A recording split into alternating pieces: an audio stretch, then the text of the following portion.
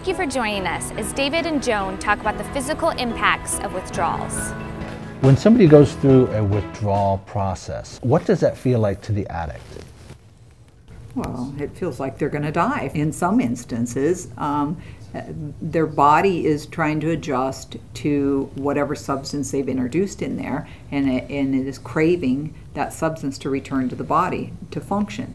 You add that drug, and first your body resists it, and it doesn't feel good. But soon your body adjusts, because the human body's fascinating in that way, and it will adjust and say, hey, here's a new chemical. I wasn't born with it, but it looks like it's going to be here for a while, so let me make some adjustments. And that's why a lot of times it's interesting that you hear, especially long-time opiate users saying, I don't even use to get high anymore, I just use to get well or to feel normal. And often they do feel just that, because their body has adjusted so much in its function that now the structure has changed too, and it needs that just to function normally. What's it like to go through that withdrawal process, to physically need a drug?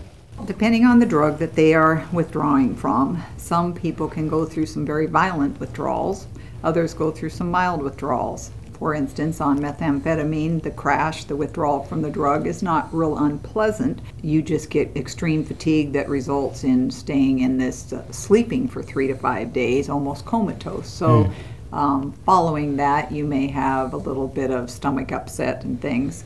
But if it was heroin withdrawal, it's more violent. It's very physical. It affects every part of your body. It affects your muscles, the spasms in your muscles. It gives you the chills. It gives you body aches. It makes you nauseous. You can't keep food down.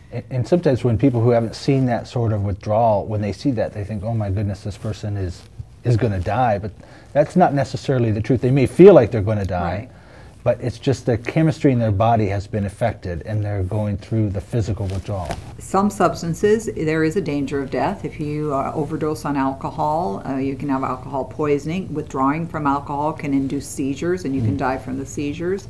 Benzodiazepines, you can also have seizures and die from that as well. The others feel like death at the door, but you will not die from it. You may need some medical intervention or some monitoring.